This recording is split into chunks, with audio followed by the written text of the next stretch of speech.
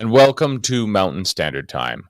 I'm your host, Nathan Gita, and today I'll be speaking a little later with Stuart Parker, president of the Los Altos Institute, about the relaxation of restrictions that we're having in BC. Remember to like us on Facebook, follow us on YouTube, and take out a subscription online at the Western Standard, especially if you wish to continue supporting the free voice of the West, and of course, content that isn't being subsidized by the government. As mentioned previously, British Columbia is currently relaxing restrictions which have been going on in one way or another since November of 2020, which feels like a million years ago. I said before that I'm cautiously optimistic, not because I have any trust in our leadership, but because those in charge might finally be feeling the heat from their oppressed populations. Dr. Bonnie Henry might be citing falling case numbers and rising doses of the jab vaccine experimental treatment for those of you who are in favor of that language. But the real story is that if British Columbia's economy and civil discourse descend any further, there won't be a province left to save. Ditto for the rest of the BC NDP, now suddenly changing tune, singing the songs of new beginnings and reopenings after months of declaring it unsafe to gather outside, let alone inside. There are some nonsensical items that have come out of our pandemic response. Stuart will be on later to discuss this a little bit further. But in BC, we have an interesting habit of calling certain industries essential in order to break strikes or keep wages from being raised. This is not a hot take. The fact of the matter is, I think the best example is probably the BC ambulance service. They wanted higher wages and better hours because they weren't making enough on the hours they had, or the seniority and displacement was pushing them all over the place. And so they made them an essential service and they couldn't strike anymore. But suddenly, because they were getting overtime and stuff, they were getting higher wages. It was absolutely bizarre. All that has changed is that the motivation is different. Fly fishing and restaurants are now essential to combat the impact of COVID-19. So we always kind of put cart before the horse here in BC. But regardless of where you stand, whether you think that we are opening up way too early or we should never have closed to begin with, the question becomes, who gets credit anyways? I can't imagine ever being the person to pose on a stack of corpses and destroy businesses for that matter, while proudly proclaiming victory. Yes, that's a morbid and macabre image, but what else is there to say? That's what you're doing if you're in leadership right now and declaring victory. We've beat the disease. Well, I mean, how many people had to die for you to do that? / how many things do you have to destroy to do that?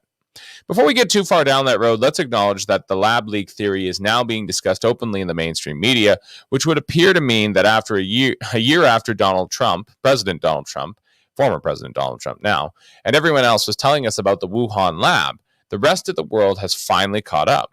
That sounds like media collusion to me. That's why I'm proud to be a part of the Western Standard and outside the mainstream media, off the government payroll. We do our own narrative here, we do our own takes here, and we don't bother with nonsense. So we're going to be taking in the comments a little bit today because for the first half of the show, we're going to be talking about a few different things. One of the big things we're going to talk about, and we'll have my producer bring it up when he's got the chance here, is that we really are here. We really are here. The lab leak theory is finally on the docket, and that is really kind of sickening in a sense, because what it tells me, I mean, this isn't an American show, and this isn't even technically speaking a Federalist show. This is, of course, the Western Standard, and this is Mountain Standard Time, and I'm supposed to be staying as BC-centric as possible. But this does affect us here in BC, because real people paid a real price for this virus. Okay, real people paid a real price. I've paid a real price. You've paid a real price. I lost my job because of COVID. You know, I was laid off. And I've suffered through the lockdowns. We're still in lockdown. It may be slightly relaxed, but we're still here. So we've all suffered real consequences from what happened here. The virus from China, and the Chinese virus, as a certain former president used to call it. And what I think needs to be driven home is that if this is finally happening, why scientists are suddenly more interested in the lab leak theory of COVID-19's origin. This is just, how could you look at yourself in the mirror, you know, if you were one of the people that just decided, who was in authority somewhere else, and just decided just because it was coming out of the mouth of Donald Trump, it was obviously a conspiracy theory that needed to be stopped. And now here we are, 6 months after his presidency, 5 months after his presidency has ended. And he was right a year ago, calling it a virus from China and the rest of it. I'm sorry, I forgot to put my phone on mute. But seriously, if this is what's happening, if this is what's going on, if people are legitimately burying evidence in order to just to deplatform someone else, just to keep them from being acknowledged or given any kind of credit. I mean, it's not really shocking in a sense, but I am still shocked. I mean, I shouldn't be surprised, but I am. I think that I'm going to read through this a little bit, and we can just kind of see what's going on here. So if you guys can see it streamed over here, I got to read it like it's on the screen here. So, the United States is closer than ever to beating COVID-19 with half the country vaccinated, more restrictions lifting. Yes, I know people don't like that word, but we're as far as ever from knowing how the virus, which shut down the world, came to be, which is as frightening as anything, since there's growing suggestions that it didn't occur naturally, as many experts have long argued. The U.S., with increasing urgency, is calling for more studies, warning about the stakes for future pandemics, and more openly considering the idea that mistakes or an accident in a Chinese lab caused the COVID-19 pandemic. The Chinese government says the case is closed. Yeah, right. Apparently, the U.S. intelligence report found that several researchers at China's Wuhan Lab Institute of Virology fell ill in November 2019, had to be hospitalized. A new detail about the severity of the symptoms. It's not clear the researchers contracted COVID-19, and the lab strongly denied the report, calling it a lie to push the so-called lab leak theory for the disease origin. Scientists affiliated with the institute have previously said the institute did not come into contact with COVID-19 until December 30th. The U.S. had actually provided some of the funding for the study of the coronavirus and their transmission through bats, which had made it to the Wuhan Institute of Virology. So we're going to pause it right there and just kind of think about this for a moment. I remember I was watching, what was I watching the other day? I think I was watching Tucker, right? I mean, we all love Tucker. At least I hope most of us love Tucker. And he's going on about gain theory and gain testing. That how quickly a virus can spread, how effective is a virus, and I mean, a lot of people have problems with Fox News and that sort of thing. But I think what we got to be honest with here is that if this is what gets to be proven to be true,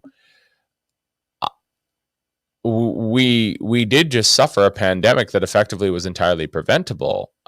People who were trained to build viruses to kill people. Why you're building viruses to kill people, I don't know. Like, it sounds like a kind of waste of time. But fine.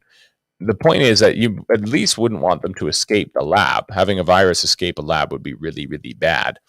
And further to that, I don't know why you would be funding such virological, if that's a way to, or such virology, when you, with your taxpayers' dollars, and then some of those taxpayers aren't going to pay those taxes again because they died. So we're looking into it now. We're seeing it now. At least the mainstream's finally on side with this. I know that many people, I'm sure, that are viewing this at home are far more comfortable with this idea because they thought about it a long time ago. And certainly I had some suspicions about the nature of the virus, and I did think that the virus came from not only from China and from Wuhan, but I did think it came from the lab. But I didn't think we had the definitive evidence for it. But here we are, and not only that, we didn't just have the definitive evidence for it. We now have the definitive evidence that it's being paid for. It was bought and paid for by the U.S. government, and that's something to be said. Something to be said. So let's move on from that. We're gonna leave that behind for a little while. Terry McKnight has got a good one there. Not vaccinated. It's an experimental jab. Gain of function. Yeah, thank you. Not gain of. Yeah. Not gain of provenance. Thank you, Pamela. I was like, it's gain of something. I know it's gain of something. Sorry, should have had that in the show notes. But we're gonna pivot a little bit here to another virus that plagues us, which is called political largesse and people being corrupt. So out there in we're trying to keep stuff BC centric today. We have some news that comes to us from, I believe it's southern British Columbia. From Abbotsford, my producer tells me. And here's how it goes. So the agenda. Abbotsford paid Banman. Oh, no, that's probably a relative of mine. That's too bad. I'm related to Mennonites, and that family name is actually kind of prominent. But, well, that's too bad, isn't it? The agenda, Abbotsford paid Banman $16,000 while both an MLA and a councillor. So if we're looking for something to get raw mad about, and luckily it's an NDP, the scourge today, but it's a Liberal. Oh, no. Well, federal Liberal. Oh, no. Well, this isn't going well at all. Well, I'm sorry, guys, but apparently we're going to be scourging the BC Liberals today. Oh, well. Unlike some previous double-duty politicians, new Abbotsford MLA Bruce Banman continued to take his councillor salary during the 4 months he served in both positions following the provincial election. I'm going to do the thing that we all need to do when we hear this, and I'm just going to,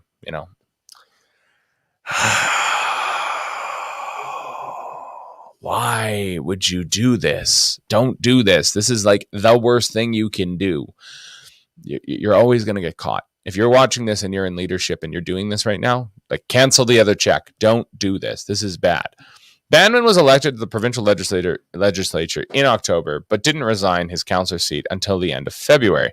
He was paid $16,467 by the city between the date of his election as MLA and his resignation, according to documents obtained through a Freedom of Information request.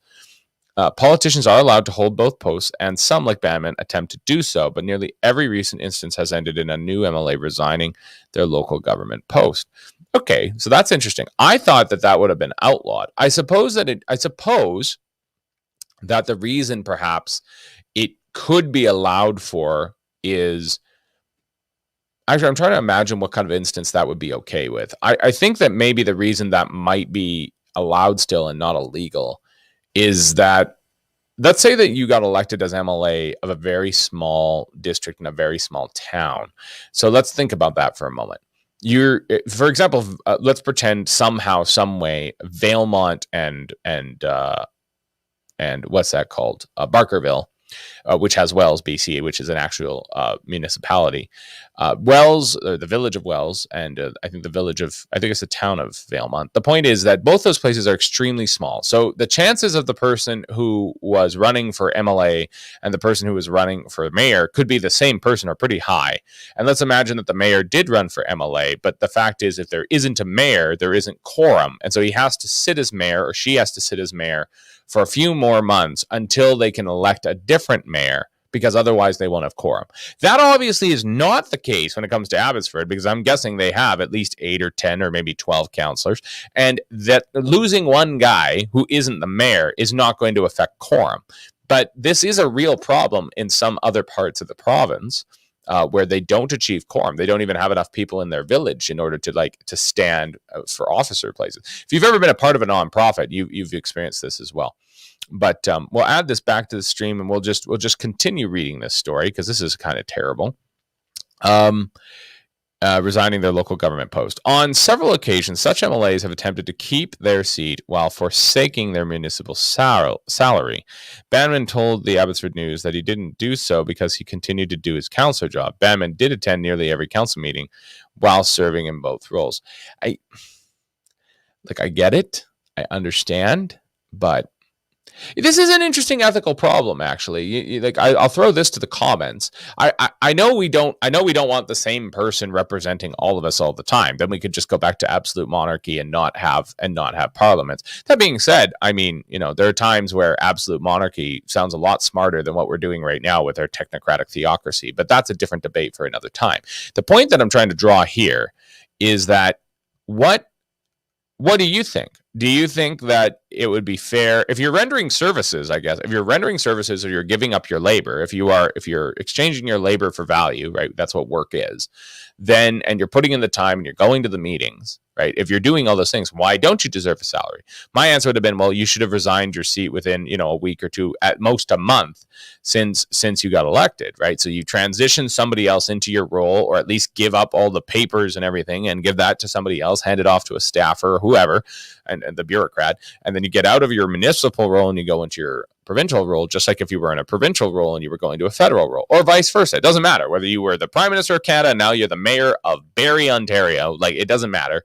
You give away what you had before and you move on, right? Within a reasonable amount of time. Maybe 4 months sounds like a reasonable amount of time. But I don't know if anybody in the comment section here would prefer that. No, you know what? If you got elected to I'm sure if you got elected, or if you got elected to something, or if somebody got elected to something, you'd be fine with them drawing both salaries. Let me know how you feel about that. So we're going to go back and kind of finish off this column here, or this article. Serving both roles. In April, Mayor Henry Braun told the Abbotsford News that Banman had surprised the city by resigning because he initially indicated a desire to hold his seat through the year, thereby saving Abbotsford the cost of holding a by-election. Banman told The Current that he decided to resign his seat after learning more about the scope of his new job. After some soul-searching with colleagues and friends and everyone else, I really believe that the citizens of Abbotsford deserve to choose who they want sitting around the table that can dedicate 100% of their efforts to that job.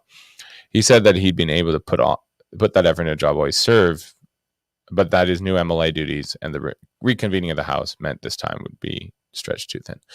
I think that's, it sounds like he learned his lesson, but it also just, I think that this is kind of just a no-brainer. If you get elected to something else, you have to resign your post somewhere else. That's just how it is. It's a biblical principle. You can't serve two masters, right? You'll hate the one, love the other, blah blah blah. And it's a life principle, right? We don't believe in bigamy in this country. We don't believe in any of that. In fact, actually, if we could dig that up, I'm going to ask my producer over here if he can pull up the email we got the other day from our mutual friend, who shall go unmentioned. Who was wanting us to get into this whole question of polygamy, because there's a birth certificate situation in British Columbia where people are putting more than one, well, a couple of different things, but the biggest thing is they're trying to put more than one woman on a birth certificate, which of course doesn't make sense because only two parents can give birth to a child, right? You have a father and you have a mother. Because biologically, that's how that works. So in case anybody's worried, especially sometimes I have left-wing people on here, people from different walks of life and whatever, where I stand on the biology question. I believe there are only two genders. I believe there are only two sexes, and that sex and gender are connected directly biologically. I do believe that, of course, I have questions about what it means to really be a man. I have questions in my life about how to meet challenges and be a proper provider to my beloved and to be a proper father to my future family. Like that is a kind of, not dysphoria, but it's a dissonance. You're trying to be the right person. You have this ideal out here and you are here over there, and you've got to try and get from point A to point B. You want to be the ideal man, and you aren't, and you aren't, and you have to wrestle with that. And I think this happens for women as well. I think it's different for women because of the nature of their biology, but I do believe women struggle with this as well. So that I don't have a question about. And I do believe that struggle can get to the point where it is an outright psychological, issue. And you have psychological damage because of it, and mental illness develops. But I don't believe that it's all the same. That's nonsense. Of course not. Men and women are different, and on your birth certificate, obviously, there has to be one person who gave the male gamete and one person who gave the female gamete. Or if you don't know who the other person is, then you just list one of the parents. That's it. And of course, mothers can, I think, choose not to put the father on the birth certificate in some cases. The idea that you could put two women on the birth certificate seems a bit nonsensical, because as far as I know, children aren't Lego pieces and they aren't born in parts, and then you stick them together at the end and somehow they can gestate in two different, is it uteruses or uteri? I don't know. But the point is they can't gestate in two different wombs and then be put together at the end after two women go into labor with the constituent parts of said people. So that's let's go to this article here again. The way you see it on the screen is different than how I see it on the screen, because I can't read it that small. Child in polyamorous family can have three parents, Canadian court rules. A Canadian judge has ordered that all three adults in a polyamorous relationship should be registered as the parents of a child they are raising. Justice Sandra Wilkinson of the British Columbia Supreme Court said that there was a gap in the law inside of the family's wish to have Olivia, Eliza, and Bill recognized as the parents of their 2-year-old son. Yeah, that doesn't work. You can't have two people. Well, you can't. Yeah, you can't have. I mean, you can't have one. You can't have three people on your birth certificate, because how could that work? Because one of those people did not do the biological things necessary, which is to say, to have intercourse, which resulted in conception, gestation, and of course, pregnancy, and then the development of the child to the point of birth. One of those people was not involved in that, because by the reality of things, you can't do that. It just doesn't work that way. So we're going to try a different version of this story, because the other one was giving us a bit of a yeah, well, I mean, paywalls. I mean, not that we know anything about paywalls here at Ye Olde Standard. We don't do paywalls at the Standard, right? No, we do because we have everybody else. I think that we're consulting today is all. I mean, we're fine referencing these other places because our taxes are paying for them, because I'm pretty sure everybody but us takes some form of government subsidy, except for, if you've got a guy around your town that does the local Minute Mag thing, right? The crosswords on the back and some funny jokes inside and one little community story. That guy's not getting paid by the government, but everybody else is. So that's kind of a problem. Yeah, and Pamela's making the point that's what a step parent is. No, I have no problem. Let's be clear here. I want to be very clear here. I'm adopted, so I don't have biological parents, in the sense that the people I was raised by are not my biological parents. I love them to death. They are the world to me. They're the only parents I've ever known. And I don't have a problem with the idea of there being even mixed family, in the sense of maybe you are closer with your non-blood parental figure than you are with your biological ones. Funny story. I know someone like that. I know someone like that quite well. So that's not a problem. But the issue that's not what we're discussing here. We're discussing the putting on of a third person onto your birth certificate. So not replacing even one of them, or acknowledging that, hey, this person who isn't my biological parent, I want them on my birth certificate because, hey, I feel connected to that person. I've seen people try to do this. And I acknowledge that. And I think it's a beautiful thing for that step parent or that person who's come into their life to feel acknowledged in that way.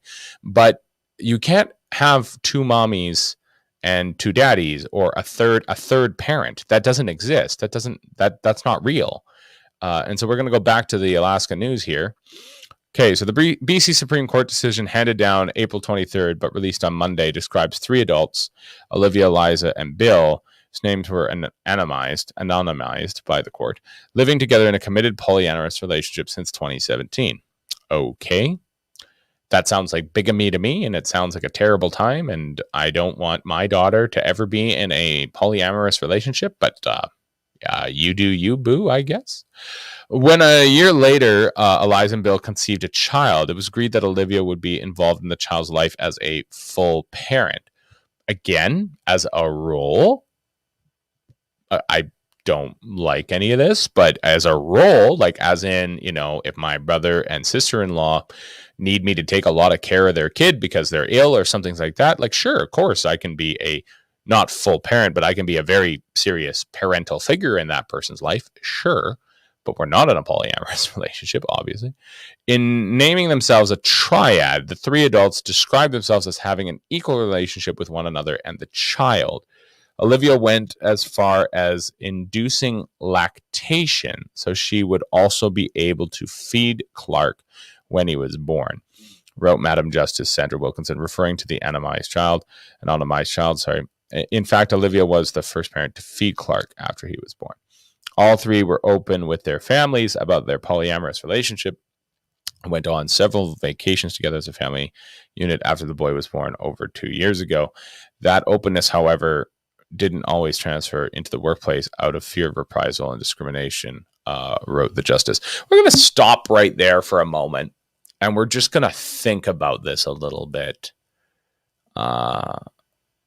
And I don't think that works on a lot of counts, but I'm a step parent to three and I'm not on any of their birth certificates, and that's fine. Again, no argument here, zero argument here. I want to be clear that we're talking about trying to shoehorn in the idea that a third, fourth, or fifth person in a romantic polyamorous relationship is somehow can somehow be put on a birth certificate as if they also bore the child into the world. That's the difference here.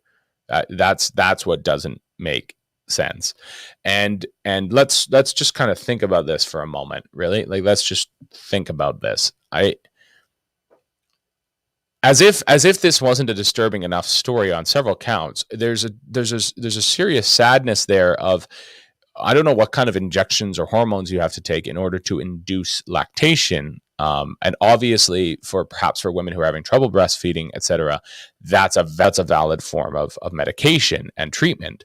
But obviously, if your body hasn't gone through the stages of pregnancy and therefore begun to lactate because, of course, you've just had a child or having a child very soon, if your body isn't going through those stages and you force your body through those stages, I can't imagine that being good for you. And finally, something that kind of comes into mind here is one of the things that really changed, not just through the story of Christianity, though we can get into the monogamy question and Christianity in a little bit here, but more importantly, one of the things that and yeah, no, Pamela, I acknowledge that. I think you're right there. The operative word is definitely birth. I completely agree. One of the things that needs to be kind of understood here is that we got rid of there being just kind of a service class that was this intimate, right? Like having wet nurses. Like, we got rid of that. We stopped that. It still happens in some parts of the world, but there's still kind of cultural reasons for it, right? There's cultural reasons for it.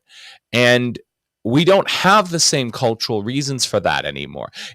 We do have kind of means of exchange. So there are women who cannot produce breast milk and they purchase it from other women. And perhaps there are women who even donate such things. Of course, we also have formula nowadays. So all of that sort of question, the biology of birth and lactation and motherhood, and of course, feeding the baby, all the pieces of that, like, that all has interchangeable parts in a lot of ways. But the fundamental issue here is that, like, we're not even talking about, well, I am, some local sheik or something, and I have many women in my harem, and they're at different stages of having children anyways. So the one who doesn't have any children, who is not lactating anymore, or the one who just has trouble, producing breast milk, now I just pass that baby off to the one who is always overly abundant in that area. There's a cultural reason for the way that happens. And I'm not saying that that's okay either. I'm not a bigamist. I don't think polygamy is okay. And I think that Canada should do everything for the dignity of women. Absolutely. There is such a thing as andropoly or whatever. That's polyamory, resorting men. There being multiple men for one woman instead of multiple women for one man. I want to go that this is for both sides, men and women. It should be one man, one woman. That's what I believe in. And anything else other than that will be a denigration of the relationship. I really believe that. I believe that will undermine the dignity of the other human being. And men are going to make certain comparisons between each other we don't have to discuss that on this show, but women also make certain comparisons between each other. And I think if we went and asked women what they really thought of being in polyamorous relationships, and it's the same with men, and how they feel treated and how they feel, do they feel properly loved, I think they'd be honest with us and tell us, no, I wish I had exclusivity. And I think anybody who lives monogamy, as hard as monogamy can be and as difficult as marriage is, I think they wouldn't trade the exclusivity for anything in the world. And I hope not to trade it myself. I am looking forward to being married. I'm looking forward to being exclusive with my future wife. The point being that how does injecting yourself with hormones in order to lactate make sense as a parental role thing if you don't even if the child's not even biologically related to you, and you're doing this to kind of essentially pretend to be the mother of the child? It's not I had to assume this role because your mother died, or I had to do this out of some kind of other necessity. It's like, no, this is a lifestyle choice in order for me to essentially act up the idea of being your mother, as if I carried you for the last, I think it's 9 solar months, 10 lunar months, right? 40 weeks. That's that. At that point, it's just like fur babies and everything else that kind of comes bizarre out of. I don't even want to call them left wing. Just people who assume that life is perfectly normal the way it's going, which it isn't. It's not normal at all. It's not normal to have polyamorous relationships. It's not normal for people to not want children. It's not normal for life to be too expensive to have children. It's not normal to live in a world where people don't look twice at you if you're doing something that isn't normative. That's not normal. It's abnormal, right? And what I guess I just can't quite swallow here is that if you're not the mother of the child and yet you're pretending to be the mother and child to the point where you are literally injecting yourself with something in order to, or taking a medication in order to feed the child non-naturally occurring breast milk, I kind of have to sit there and think to myself, like, I think you're a little deluded. I think that you've lost your grip on reality, and that doesn't mean that there isn't a place for people to help other people who are capable of producing breast milk and whatever else. We're not debating that. We're saying that you're in this relationship. You know that this relationship is a man and two women, and a man having his choice between them as he wills, and that's that. And the same as it would be for a woman with two men, a choice between them as she wills, and that in order to feel like you're part of this, and I don't even know if I want to call it jealousy, but in order to feel involved in this process, instead of just going and having your own man and your own family, you are literally pretending to be the mother of this child to the point where you're manipulating your hormones. That's pretty serious. I think that's a problem. I think maybe, I don't know. I would pray for that person, I guess. Well, that's all for that question. We've got a couple more news items up here that we can segue to. We have a couple of different news items up here. I think one of the things that is important here. There's a northern BC sort of thing. Yeah, we can get into that, into the questions. We're looking through the daily news update that comes from Victoria. So the Victoria Legislature, for those of you who don't know, produces, of course, daily updates with what has to do with British Columbia, and it's good. It's good. It's pretty nonpartisan, which is nice. And this actually comes from my old stomping grounds. It's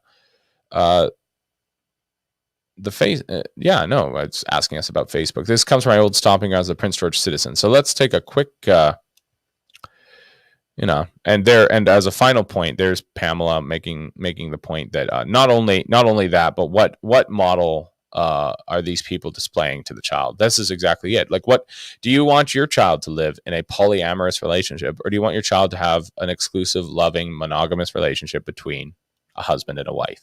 That's what I want for my child. I don't want them to think that they're anything less than loved. So Northern BC gets a $2.3 million injection for tourism projects. The word injection is clearly on my mind today. They get a bunch of money. Northern BC is getting $2.3 million to fund 12 new tourism infrastructure developments. So I live in northern British Columbia. I think I've told you this before. I live in Prince George, which is, of course, BC's northern capital. And we're basically in the dead center of the province. It's an interesting little town. That's not little. It's got 80,000 people. We keep seeing construction. It should be at 100,000 by now. But the point is that it's got a few thousand people. And what's kind of happening is northern BC is kind of changing in its development, because a lot of people from Vancouver are coming up and buying up housing up here because it's cheaper than it is in Vancouver. But of course, that's driving our housing prices to the roof. That's not what this is about. We'll get back to this in just a second. But the point is that the lifestyle around Prince George is changing. It's really changing. This was a mill worker town. Not that long ago. This was an industrial town. And let's be clear, there's still industrialization and stuff that happens here. There's still mills. There's still pulp mills. There's machine shops. There's plenty of stuff going on around here. And there is a bit of a working class feeling, at some of the pubs in town and that sort of thing, when they're open. But Prince George is changing into kind of the professional managerial class because, of course, you can work from anywhere. And if you wanted to get out of Vancouver before the pandemic or after now, You can move to Prince George and work remotely. You can commute to Vancouver in an hour via airplane. You can be at waterfront in Vancouver. If you got from the time you get on the plane to the time you walk out at waterfront from the SkyTrain, you could be in downtown Vancouver in 2-ish hours. Especially if you got no stowed bags, right? You just got your carry-on for the day. You can walk, or for the next 2 days, you just walk off the plane and you're in downtown Vancouver for the next 3 days, and it only took you an hour to get there. You don't even have to drive, especially when you're on the SkyTrain. So the point is that Prince George is changing, and one of the reasons it's changing is the difference in demographics, and those demographics want a different kind of reality when it comes to the cost of living and well, not the cost of living, but the amenities around their cost of living. And so we'll get back into this right away. Northern BC is getting a $2.3 million fund to fund 12 new tourism infrastructure developments. Northern BC Tourism Association, in partnership with community destination management organizations, local and regional governments, First Nations, nonprofits, and other partners, have worked together to identify initiatives that will enhance the region's tourism amenities. Initiatives underway in Northern BC tourism include investing in accessibility adaptations, implementing comprehensive place-making signage, and of course, letting them tell their stories through the First Nations tell their stories through cultural and wayfinding signage. Largest portion of funding has been allotted to the Northern BC Tourism Association, Alaska Highway Community Society, for $1 million to develop and implement comprehensive signage wayfinding route for the Great Northern Circle route. Which I think maybe we could bring that up, because I'm actually kind of lost as to what that is. The route is more than a 10-day beginning Prince George and looping throughout northern destination showcase of parks and attraction. Okay, that's interesting. So you just do a big loop. Well, I mean, that's kind of obvious, but I guess that what's trying to be emphasized here is that, I mean, Northern BC is changing, and so we're getting some more, and that's good. I mean, that's good, like in the sense that I'm glad that we're getting more signs, and we're getting more parks, and we're doing more stuff for parks. That's all good news. I'm glad to hear that. Yep. No, but it is a lot of money, though. It is a lot of money, especially in a pandemic, and it's probably all debt financed. And the question becomes too, how soon before a lot of that stuff degrades too. I mean, when you build a boardwalk, I love boardwalks. We all love walking around lakes and stuff like that with a boardwalk. But the problem is that as soon as you build it, and how long is it going to take before it's not properly maintained? And of course, the cost of lumber nowadays, how much of a boardwalk are they going to be able to build? They'd be better off hiring somebody with a sawmill to mill the boards at his hourly rate, and that way they wouldn't be paying for the value of the boards; they'd just be paying for the value of the labor. But that's an important point. So finally, as part of Stronger BC's economic recovery plan, the province's 6 tourism regions have received a total of $13.6 million to create employment opportunities, attract new businesses, and increase economic diversification within their communities.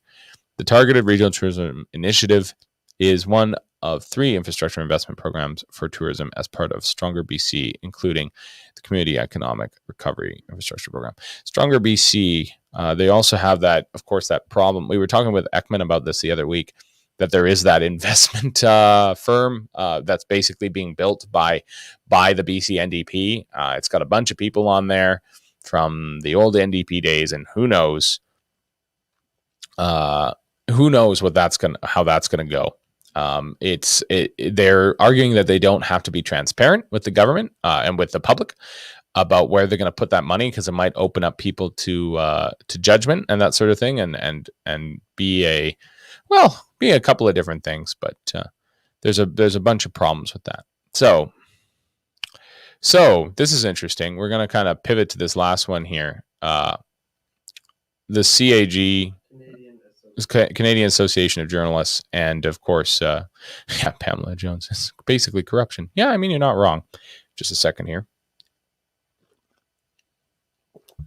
For those of you who wonder, I actually just drink water. I don't drink coffee while I'm on these things, because it's already a long enough show, and there's no commercial break, so there's no way for me to kind of go off and, head to the restroom if I needed it. So I just drink water very slowly throughout these things. And if I had to drink coffee, I would be in trouble, because we all know coffee runs through you pretty fast. So coalition, here we go. CAG, CJFE, Coalition of News Organizations challenge RCMP injunction. All right. So A coalition of news organizations and press freedom groups, including the Canadian Association of Journalists, plan to file a legal application seeking the court's assistance to allow journalists substantive access to cover a demonstration against the logging of an old-growth forest currently taking place in the Fairy Creek watershed near Port Renfrew, British Columbia. Okay, we're back to the Fairy Creek stuff. In addition to the CAG, the coalition includes Ricochet Media, the Narwhal, Capital Daily, Canada's National Observer, the Aboriginal People's Television Network, APTN. That thing's been around forever. I remember when I don't even remember when it got started, but it's been around a long time. Canadian Journalists for Free Expression, The Discourse, and Indigen News. Interesting. Over the past week, we've repeatedly seen the RCMP shift the goalposts on how it plans to allow journalists access in order to cover this important public interest story. Every day is a new day with new excuses from the RCMP about why access is limited. Enough is enough. And that was from Brent Jolly, the CAJ president. The RCMP have been using broad exclusion zones to interfere with members of the media for at least 8 years across multiple provinces. Legal precedent in the RCMP's own oversight body say doing so is beyond the authority of the force, but it keeps happening. What's at stake here is nothing less than the public's right to know. I'm going to stop there. There was an interesting blog or article or something that was written way back in the day. And this was about, I think this was the rally in Florida for the Republicans back for Bush's second term, I want to say.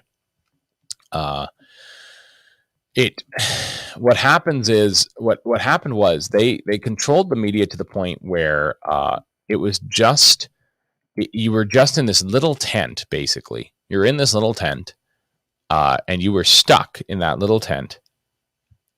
And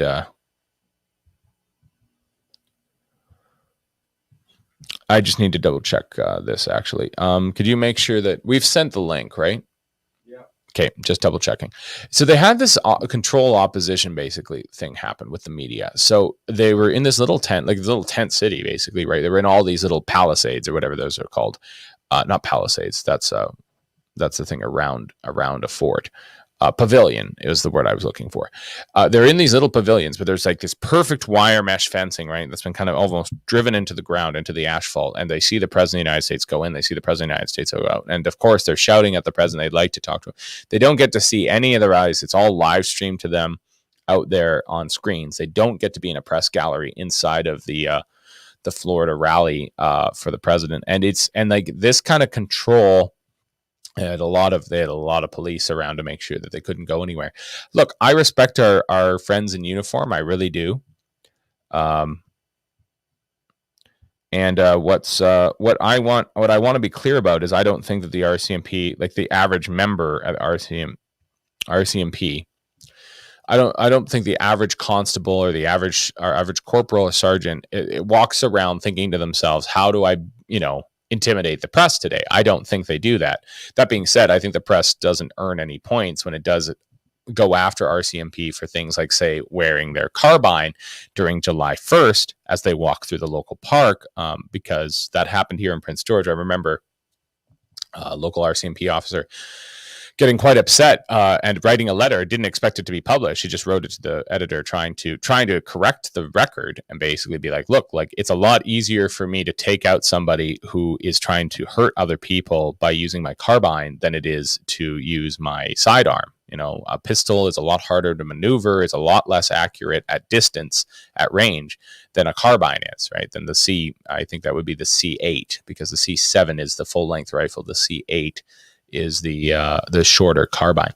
But the point is that he published that letter, the local editor here, and that was pretty funny. It was a bit of a back and forth inside the detachment over whether or not he should have written that letter.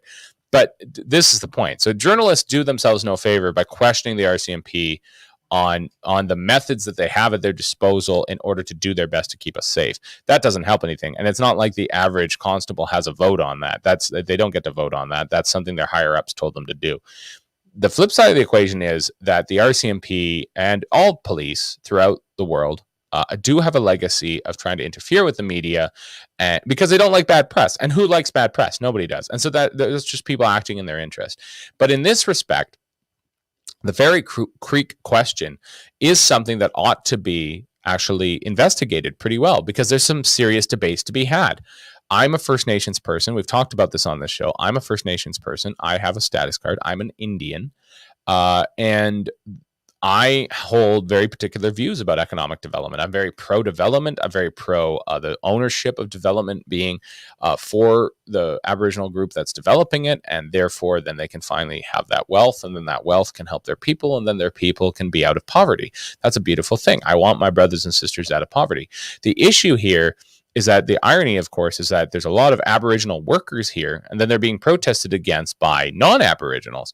And there's this weird kind of double whammy of reverse racism and everything else, where non-Aboriginals are telling Aboriginals how to be an Aboriginal, and that they've disowned their heritage by cutting down the trees and making logs of them. Of course, I mean, again, we're about to have Stuart Parker on. He's going to have some takes for us when it comes to that question and other things.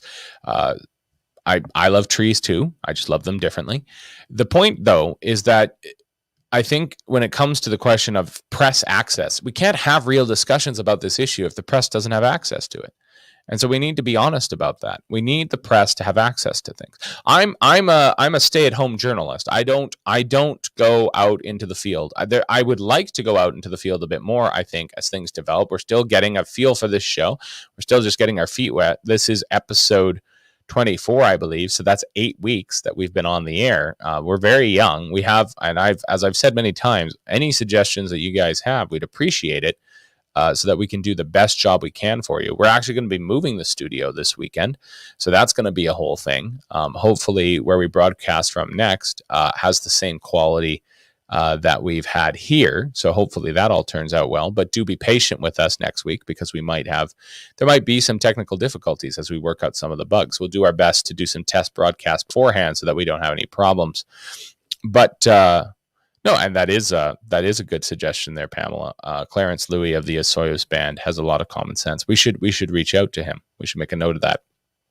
And so here we are with the question of the press, and the press needs access to things. And we're just going to double check that everything's good to go. And the press needs access to things. And you can't bar them from things. Otherwise, the people don't have their eyes and ears to know what the government is doing and to know what authorities are doing, and quite possibly leading to abuse.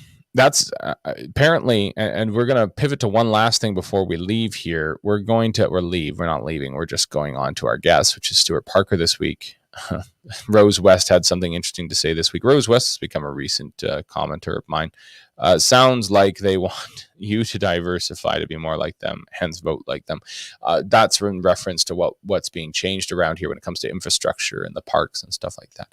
I want to be careful here, because I think there's a right-wing way and a conservative way to like parks. Okay, I don't think parks are just liberal ideas. It's like saying libraries are liberal ideas. Okay, libraries, parks, civil services that are leisure based. If there's a difference between a conservative and a libertarian, for that matter, it is that the libertarian is always nattering away at something and doesn't believe in leisure being a common good. You get to go do that in your backyard, but the idea that anybody else might pay for your leisure is nonsense.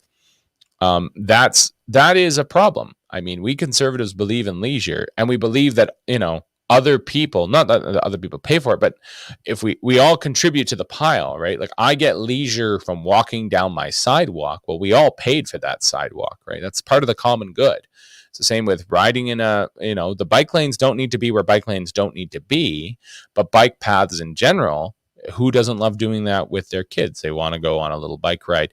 Who doesn't love going four-wheeling somewhere in the backwoods? Well, who's maintaining those? Who's maintaining the cabin where you're headed to? That's being maintained voluntarily by other backwoods people. That's good. That's good. But that's exactly it. It's common ground. And this is the thing. It's a tragedy of the commons too. You submit for something, you pay money for something, and somebody else ruins it. And that makes you feel very offended, very betrayed, and that hurts. Well, Exactly. So this is why we have police. This is why we have all sorts of rules and regulations around how to treat things and what happens if you abuse things. But the best society is a voluntary society, and that includes voluntarily doing things that you might not see all the benefit of, but someone else might, and that person in turn, gets some mental relaxation, some reset in there, and some relaxation. They go on to be a better citizen because of that, right? And it's an interplay, right? Your kid doesn't play on the soccer field all the time, and there are people who are young students who don't even pay taxes who go to the soccer field and play, and that's that. Jonathan Spence is making the point that leftists want to ban four-wheelers from the backcountry. Happened here in Alberta with the NDP. Well, I'm sorry to hear that because it's kind of silly. Obviously, four-wheelers are the only way to kind of travel through some of the backcountry because it's just too expansive, and horses cost a lot of money. But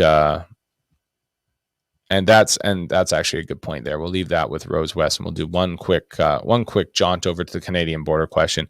I'm all for parks, but not for slowly taking over local businesses by big misses and pricing locals out. That is a brilliant observation. Okay, that's a brilliant observation because parks can drive up property assessments, which in turn drive up taxes, which in turn cause small businesses to have to move. That's true. But the problem there is, how do we tax that? I'm still struggling with this. I would like to have property taxes eliminated because I think they're redundant in the time we live in. Your house is worth exactly what someone will pay for it. And the idea that somebody from the government's going to tell you what your house is worth is insane. But at the same time, how then are we going to fund our regional districts? I personally think that there's just be merchant tax out there with gas and stuff like that. But I'm willing to have that debate. So why don't you put it in the comments? How would you? I love horses too, Pam. But how would you pay for the things we need to pay for by changing the property tax system? Because that's exactly it. Municipalities depend on property taxes. How do we take it from that property tax question and into a consumption tax question? That's kind of my vote. But we're going to take one last look here on the news.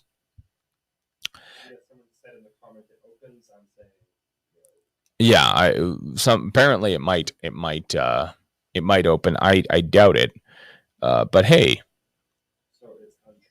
it's proven false. This was fake news. Let's take a quick look here. Reports that U.S.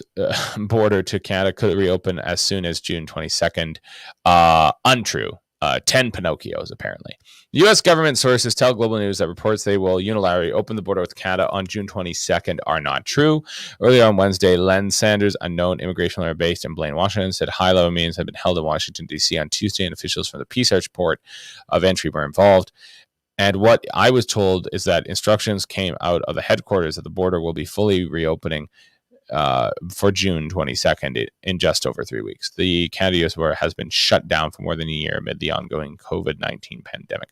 Prime Minister Justin Trudeau announced last week the Canadian border will remain closed until June 21st. Right now, about half of the Canadian population has received at least one dose of the vaccine. The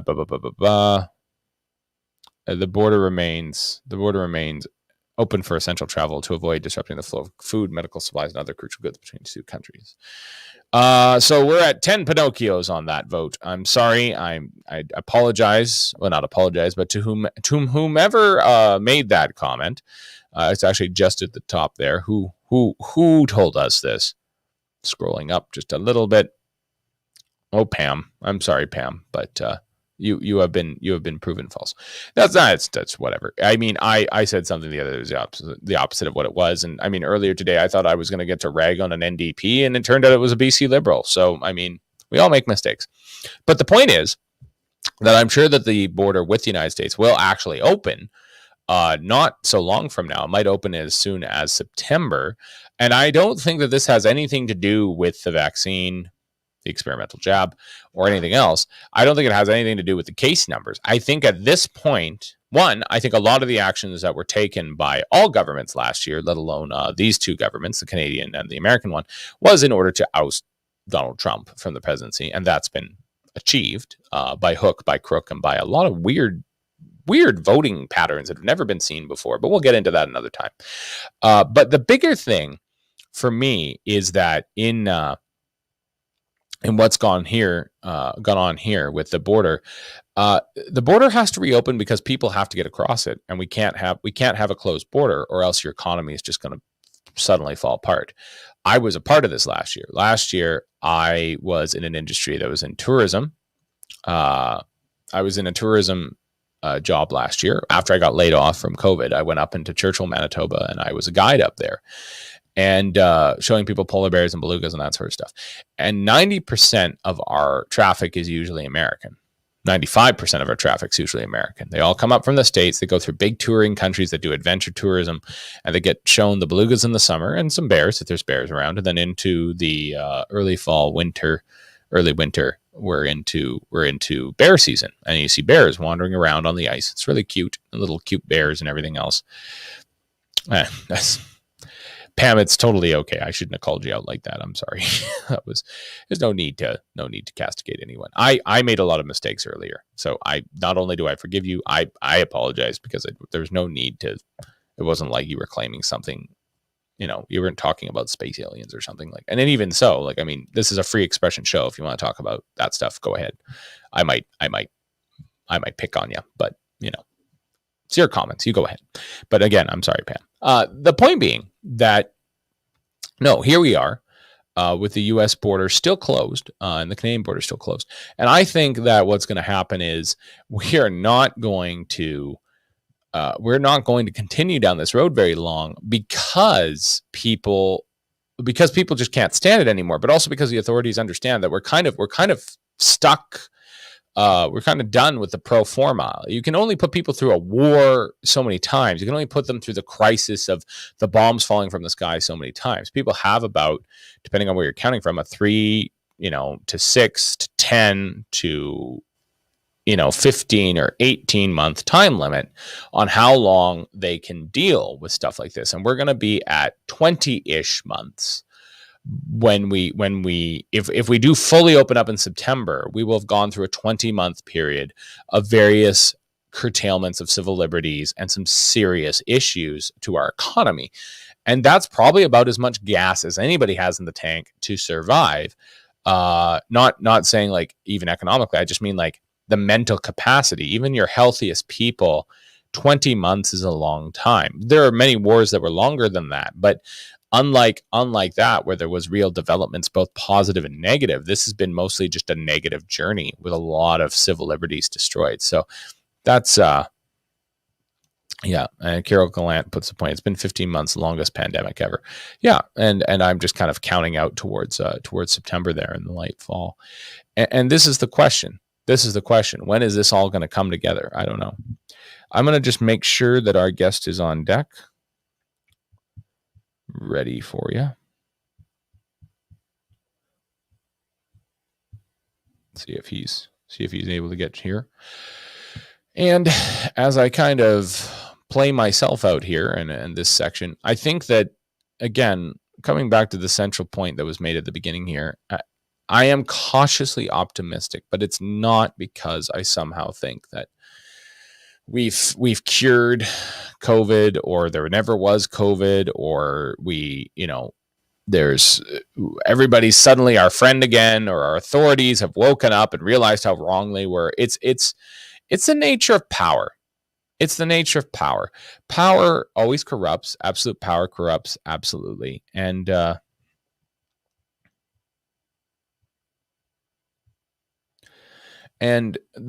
thing that we need to remember is that absolute power doesn't just corrupt absolutely, but deeper than that, we have a kind of government that, I think we should remember this. I think we should remember it this way. The First World War started at a precise moment in time. And it started at a precise moment in time and space because that's when the train schedules ran best. Okay. So train schedules determined the beginning of World War One. It wasn't a shot being fired on either side. There, of course, was the assassination of Archduke Ferdinand, but there was a moment where the war had to begin. And the way they picked that moment wasn't even, well, I mean, this is a good time to go to war because it's summer or whatever, or this is a good time to go to war because that's what God is telling us to do. It's like, no, we are going to war on this time, this place, this world right now because this is the train schedule. That's when we can get all the soldiers loaded in the train and ship them to the front and quickly invade, as for Germany going into France, quickly invade France. That's that we're going to do the Schlieffen Plan. And so the Schlieffen Plan was put all the soldiers onto the border and then march them across the border and take over France as quickly as possible. And that was determined by none other than the train schedule. So that's where it all started, right? And we need to be honest out there. Our guest is having some technical difficulties on this side, so I'm going to continue discussing this question of technocracy. I really like coming back to the question of technocracy because I really believe that it is actually the fundamental point of everything right now. It's technocracy. Now, what is technocracy?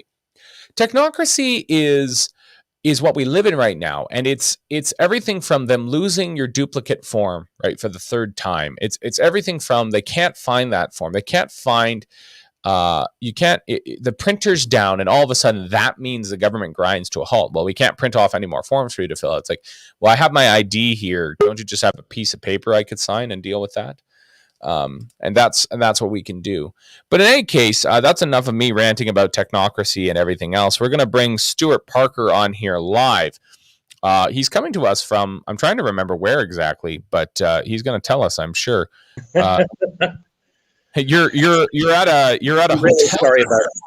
I'm sorry about this, Nathan. I am still fixing my computer problems, so I'm joining you from my phone. So apologies for the low sound and light quality here.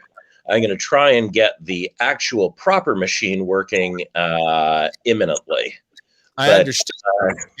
Anyway, I had to make a business trip down to Vancouver, so you're reaching me in the Sylvia Hotel next to Stanley Park. Oh, well, and we were just talking about parks. You know, one of my favorite hotels right there, Stuart, is the English Bay Hotel. Because the English Bay Hotel let you rent an entire apartment's worth of space for $150 a night. It's really nice.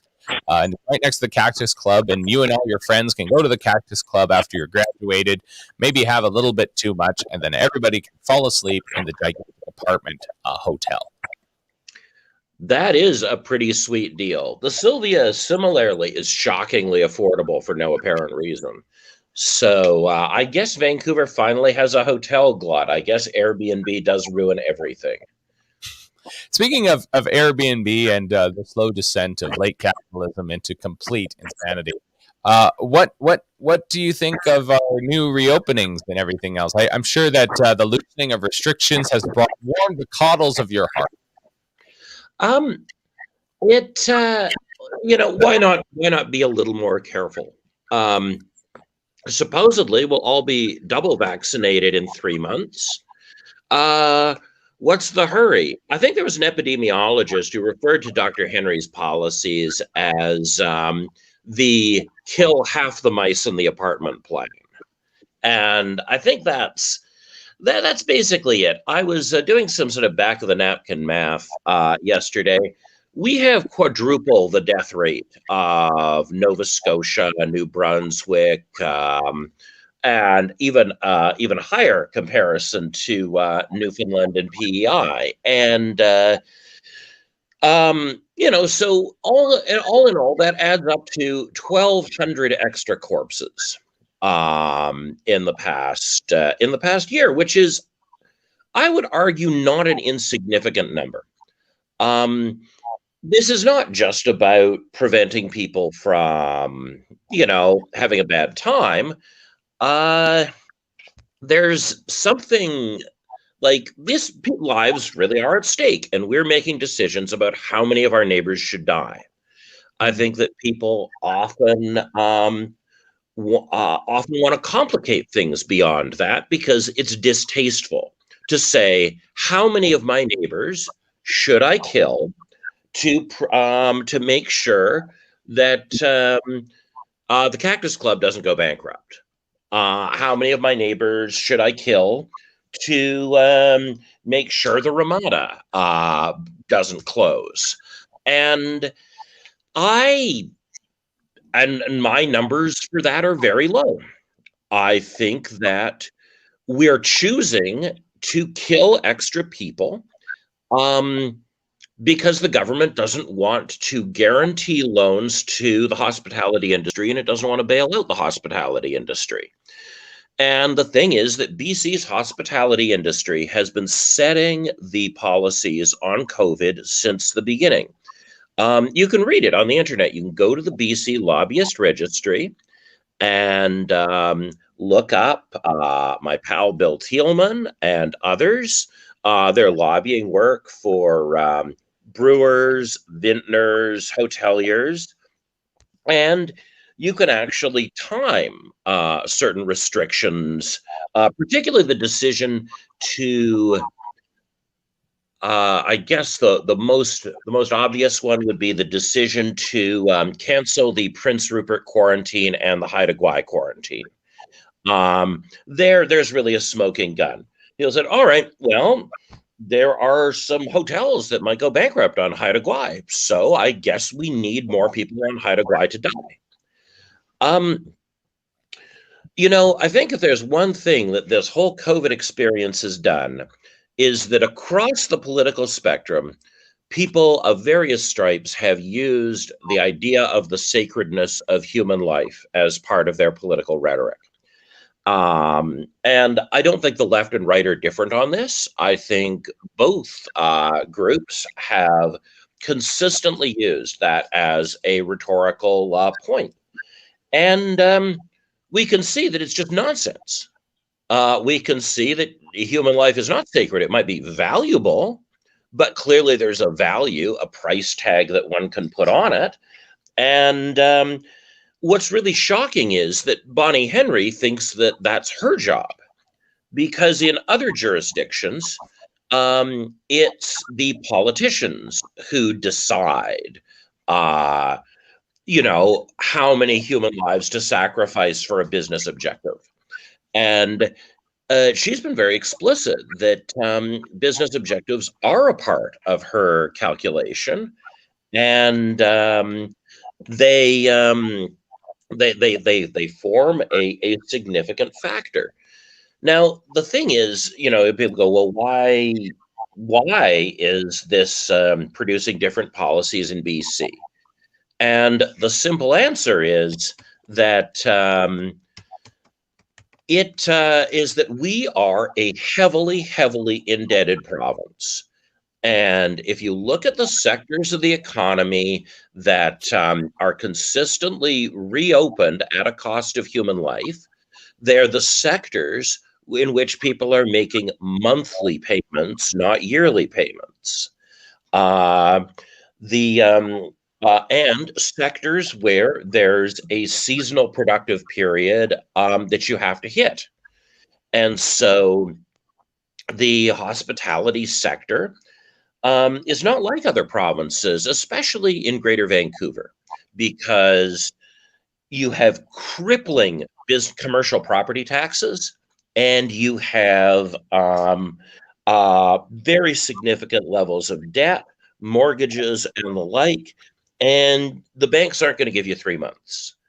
You look at a place like Nova Scotia, and you see that although it too relies on tourism, you see nothing like the level of consumer debt, nothing like the level of monthly business property taxes that you have to ante up if you're, operating on Robson Street or at Metrotown or something. Now, I believe I've got my machine working here, so I'm going to try and enter the studio again as a different version of me. Very good. Hey, look at that. It's you. All right, then. I think I'll... No video yet, Stuart. Just no as video yet. All right. Well, it'll take a little while to appear. Sometimes computer companies give you too much choice about what you want, and you choose something that is too cheap to work. Anyway, so I think it's really important to recognize that if we look at which parts of the economy the government will make the biggest sacrifices for, it's not a coincidental thing. It's not a random thing. And oh, I see. There's a blurry version of me over Yeah, there. yeah. Um, Your computer's camera is not as high quality, I guess, as your phone's camera. okay, well, you know what? I'm going to just hang on. I'm going to try one other thing to see if I can make this thing work properly. All right. Anyway, sorry about this, Nathan. I really did not anticipate this level of nonsense. 1 second. Not a problem. Okay. Uh, We what do. program even in? That's how it is. We don't have commercials to break to. Yeah, I know. I mean, in a way, it's exciting live TV. It recalls the 1950s, but there are only some parts of the 50s we want back. Probably not this part.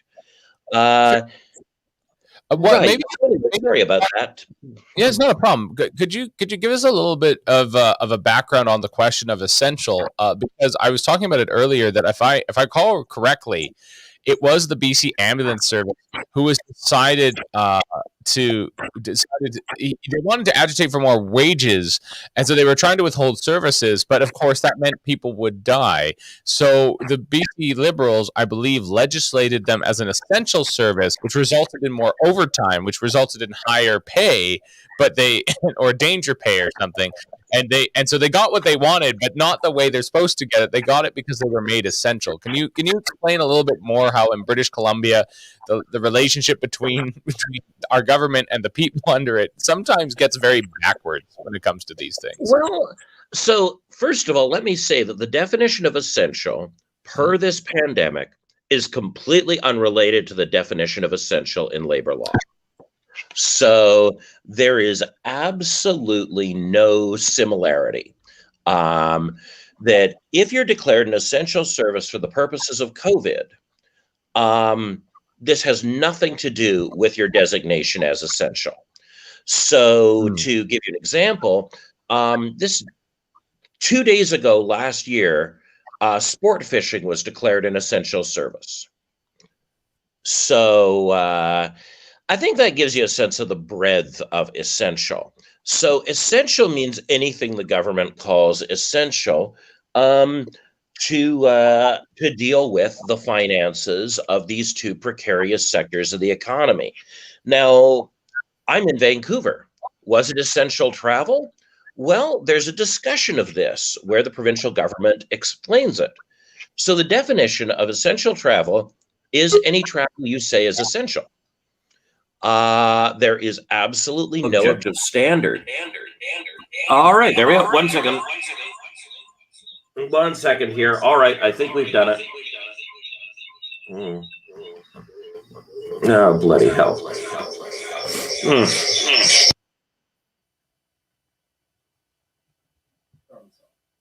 You should be good to go, Stuart.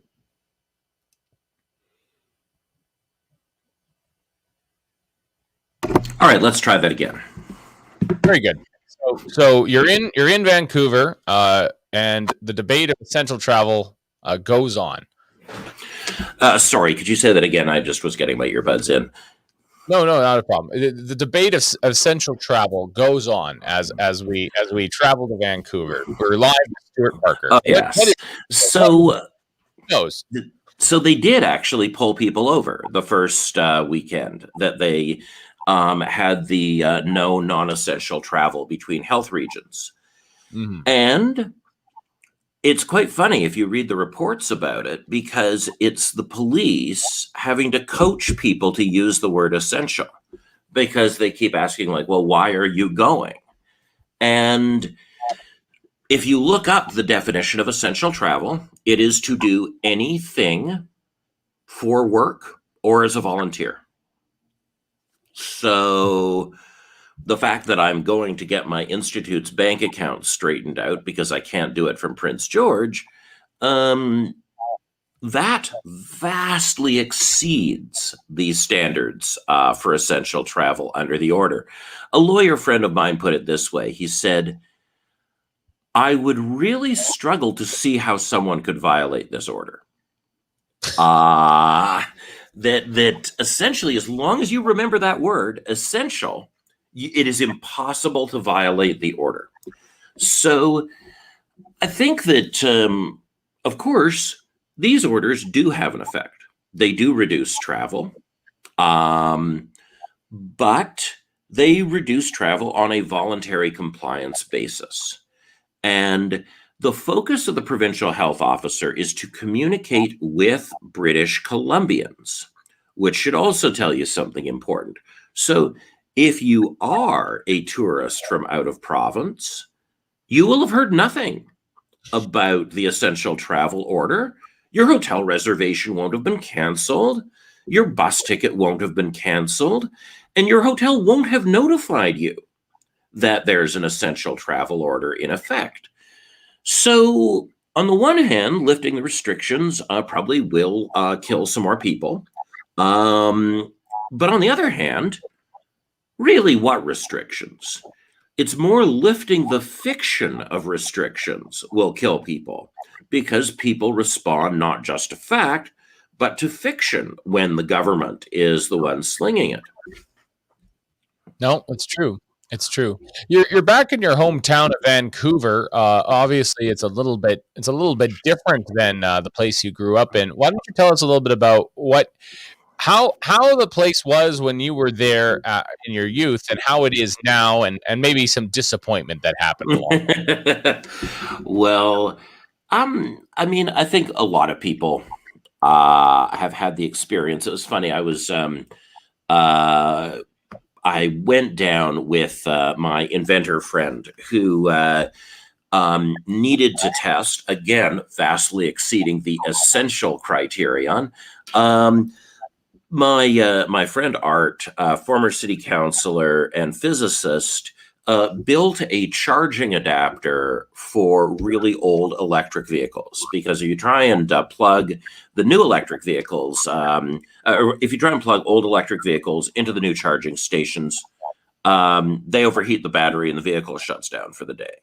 So you have to be very judicious and plug and unplug and incompletely charge your vehicle and all this nonsense. So Art built a little adapter so that he could charge his terrible, terrible car.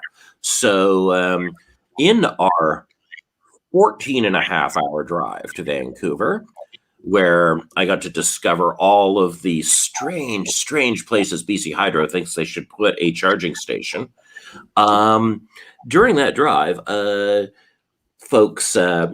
ran into folks who were talking about this very thing, that in fact now, if you talk to Vancouverites, even if they haven't left Vancouver, there is this incredible consensus that the city is getting worse. And of course, the affordability crisis sits at the heart of all this, that you have a situation where people often talk about real estate speculation. There is no such thing as real estate speculation in Vancouver. Real estate in Vancouver is as close to a sure thing as anything you can possibly imagine. The chances that if you buy a piece of property in Vancouver and hold on to it for 2 years, there's a 100% chance that you will make money. So there is no real estate speculation. There is simply buying real estate in Vancouver is like purchasing securities, right? Or, it's actually more secure than purchasing securities. Stocks can go down. This is like buying a guaranteed income certificate, but with 8 times the interest rate. So if you can get into the market, if you have that sort of $1 million minimum, if once you've cleared that, why wouldn't you use Vancouver real estate instead of a bank? There's absolutely no reason not to do that. And this means that Vancouverites are divided into two groups: the rich and people who think living in Vancouver is way too important. Now, if you're tied to Vancouver by work, of course you can't leave. And people are stuck on this horrible treadmill. But in many ways, only certain kinds of work can tie you to Vancouver. When the NDP first got in, I was invited by Sue Hamill, the old party boss for Surrey, to come to this public sort of conference that her new lobbying firm was putting on. Because obviously, you get out of the legislature and you open a lobbying firm, and and so the last panel, and I'm so glad I stayed for it. Was three people sort of looking at the economic future of BC in a kind of blue sky way. Except, of course, these folks were third wayers. For those who don't know the term, third wayers are essentially pro-austerity social democrats, right? So every social democratic party that was in power anywhere in the world in the 1990s became a third way party because everybody loved austerity and deregulation in the 90s. So you often don't hear people from that particular political bent honestly describing the future they do see and the future they want to see. Normally, in order for the NDP to retain its voter base, it has to dishonestly describe the future it imagines and the future it desires, because there's a mismatch between the policies and the voter base. And New Democrats will become offended if the NDP simply tells them what the policies they've implemented are doing. So I was listening to these three guys, and it was a real, like, we're all amongst friends here environment. And of course, I was a lobbyist for 30 seconds. It's not like I can't pass in a crowd of lobbyists. So, you know how to be polite. But they had these panelists on, and they were talking about the affordability crisis in Vancouver. And they sketched out a vision of the city. And they talked about how, like, the future that they really wanted to see was to make Vancouver like the Hong Kong area, the Pearl River Delta in China. That, we could have like a megalopolis of 12 million people. We'd put a fixed link across Howe Sound. We'd put a fixed link to Vancouver Island. We would surround Georgia Strait in concrete. And then, and of course, this would be for the new LNG terminal in Squamish, the new LNG terminal in Delta, the new bitumen terminal in Burnaby for the Trans Mountain twinning. And so we'd have these millions of people, and we'd have Uber and Lyft, and but of course there would be an affordability problem, right? Because you see how people are living in Hong Kong. They're living in like a family in a 5 by 10 foot room, and one of the walls is made out of chain link fence. So I said, well, there's some real innovation in the construction industry in Vancouver. The smarter construction companies, especially the ones that use temporary foreign workers, are using their workers to build a barracks for the workers to live in on the construction site for the duration of the project. And they started sort of blue skying this thing, and they went, and then, they don't have to live in Vancouver because it's not their kind of city anyway. They can, if they can be like rig workers, right? They can, 3 weeks in, 1 week off, fly in, fly out, and they can live in like Fort Mac or Kamloops or Prince George, a town where like regular people live with their, simple lifestyle. And they're like, and this is, and then they went, this is really the thin edge of the wedge, because there's no reason not to do this with um, all sectors of the economy where wages are low. We should move to a system where the person serving you in Starbucks doesn't live in the city. Because the wages that Starbucks pays, even though they're better than some, are just too low to live on in Vancouver now. And real estate's only going to get more expensive. So soon every company will just, for low wage workers, will have company housing, and they'll fly their workers in and out. And it's like, well, so that's what you see behind the curtain. What you see is a city of people who are clearly, as G.K. Chesterton would say, unsatisfied that they are unique in the eyes of God. And so they need to, and Richard Florida really is to blame for this. And he, not entirely, of course, but he did apologize. He's the guy who created the idea of the creative class. Remember, there were all those stupid books about the creative class 10 years ago. Anyway, Richard Florida, of course, I have a personal resentment. When I studied at the University of Toronto, I was going to be part of this exciting new institute think tank thingy. And then they canceled that and gave the money to Richard Florida to set his institute up there. And Florida, is your classic sort of downtown urban elite. My doctoral supervisor really felt that Florida, the urban studies theorist, the most offensive thing was the chest shaving. But I would say they're probably, I would say the definition of the creative class is more offensive. Because if you actually look at Florida's definition of the creative class, most artists and musicians are not in it. However, all bankers are. Well, they can make right. I mean, that's Robert Service and T.S. Eliot. So obviously, the bankers are the new poets. Yeah, I would agree. It is true. I mean, that work as a bank teller. Apparently, Eliot invited his boss to some event where he received a major literary award, and the guy said, so he was asked by the person next to him at the table, "Oh, how do you know? Eliot?" And said, "Oh, he's one of my tellers at the bank." And it was, "Really?" It was, "Yes, I'm just here because I think it's important to support my employees' hobbies."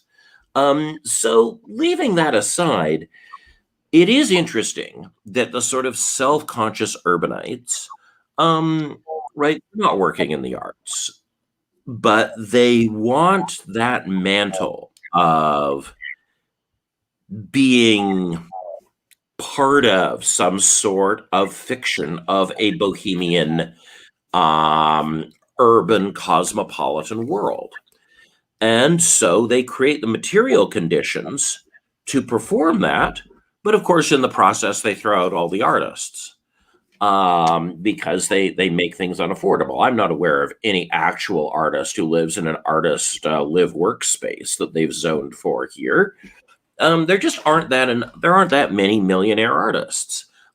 So Vancouver, I think, as a project, it's not my project.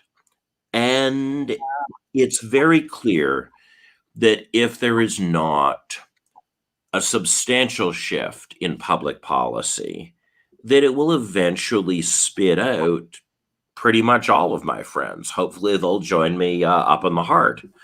And it was really striking, I have to say, when coming from having just moved within Prince George, coming down to Vancouver, because the way that my neighborhood in Prince George is laid out and the way people behave in it is what Vancouver was like in my childhood. So, I came back to British Columbia in 2011, and like everybody else, who tries to come home, you find that your home is buried under the past, that it's part of the past. You can never go home. But I do think that there are parts of the country that that where people do, through accidents of economics and through some community spirit, avoid that track. But I find it really curious that the very kinds of people and the very ways of living that Vancouver that actually made the Vancouver I grew up in possible Mhm. um, are associated in the minds of the people in charge with the city's failure. They think that the city will succeed when we have pushed out, um, you know, single income families living in trailers who draw hopscotch boards on the road, who play street hockey, things like this. I think people really, I think that because we've so commodified culture that people think that if you're not investing in, those annoying rectangular glasses everybody in Vancouver seems to wear, then then you failed to show this material marker of being part of a dynamic cosmopolitan place. So, anyway, here I am. I went to where I scattered my grandmother's ashes yesterday. That was really nice. She loved Stanley Park, and they've still failed to ruin it. Although a lot of people are lighting their hair on fire over the bike lane there again. Classic. Classic. Maybe something else to kind of think about a little bit here is that, I mean, I remember I wasn't even there that long ago either. It was about 10 years ago, probably at the height of my university career, which was about halfway through, but that was the height of it socially.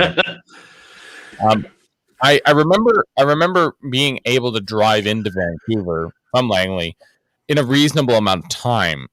Only a few years later, and that was after the highway expansions. I literally wouldn't attempt to get into Vancouver outside of before 6 a.m.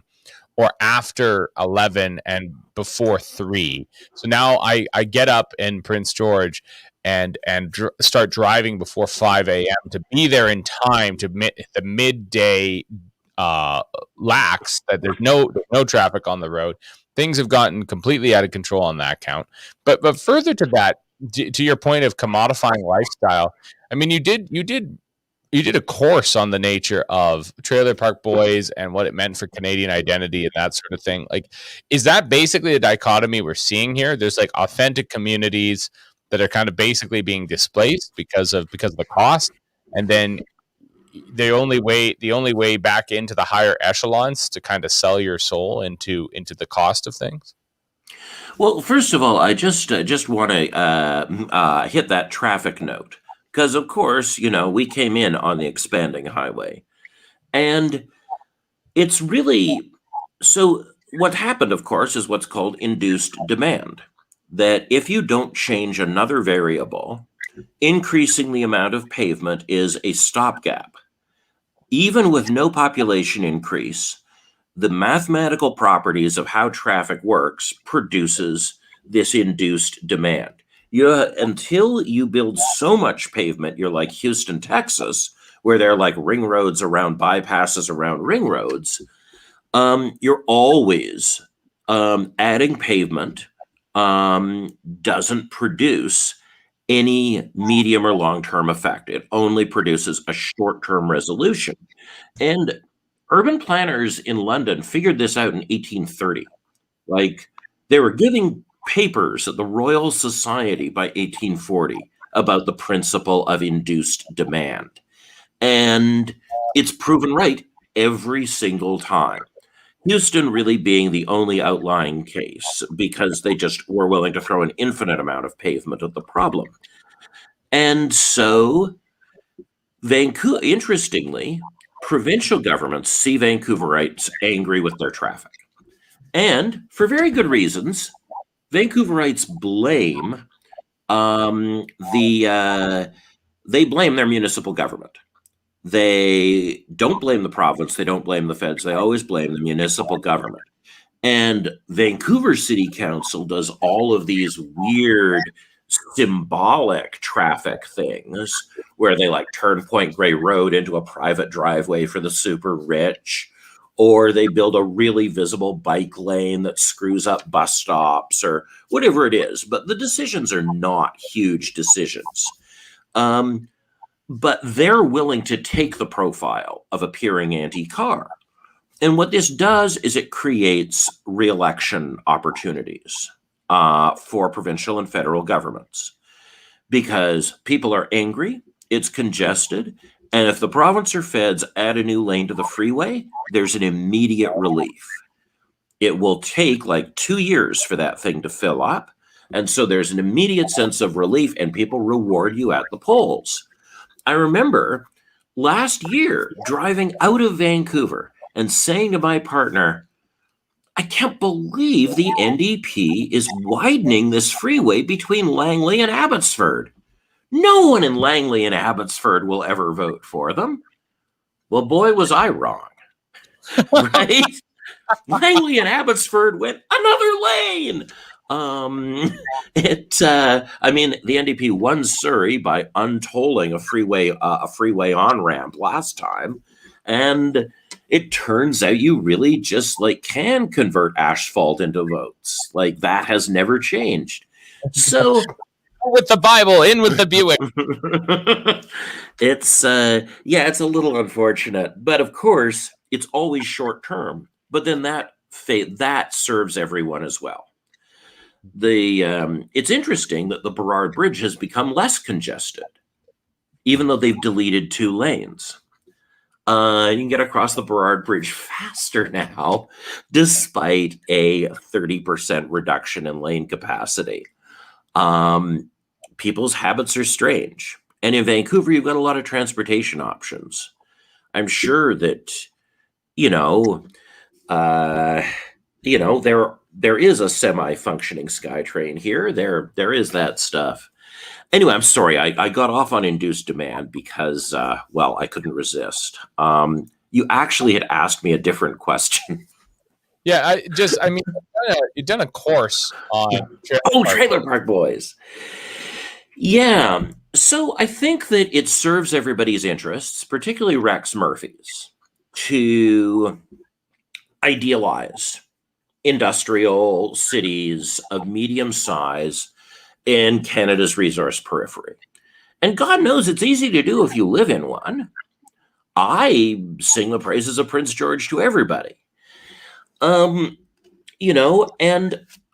I think that it's very easy for people to think that that idealization or that admiration comes from some kind of backward-looking ethno-nationalist perspective, right? That people will think that when you say Prince George, you mean whiteness, or you something like that, or Christianity, or something like that. But ironically, places like Prince George and Fort Mac are getting more diverse all the time, from a linguistic, religious, etc. standpoint. Right, and the mill towns of British Columbia have had an admired Sikh minority for like 100 years. It's not like these smaller centers are unfamiliar with what linguistic or ethnic diversity is. But the problem is that a place like Vancouver is becoming less familiar with actual diversity.